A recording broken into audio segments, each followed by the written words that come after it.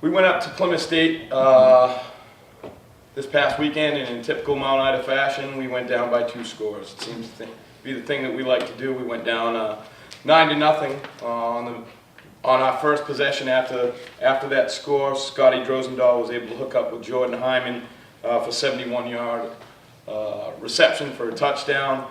Jordan Hyman last week, I believe, had 5 receptions for 170 yards. This week he had 4 receptions for 101.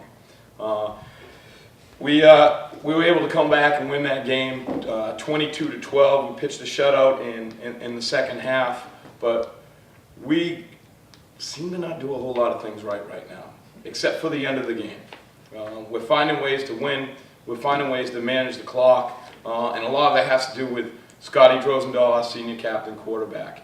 He was 11-13. He had 2 rushing touchdowns.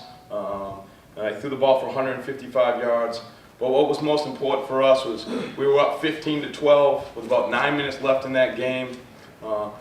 Scotty controlled the clock, ran the offense. We were able to cut over 7 minutes off the clock at that point. We didn't score, but it led to a punt for us on the very next on Plymouth State's possession there with about 2 minutes left.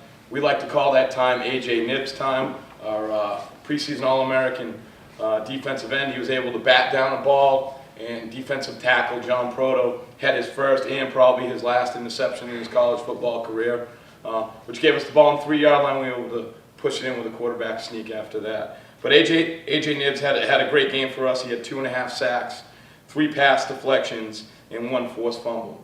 So right now we're still struggling with our execution as far as putting in a new offense. We have a lot of new defensive players.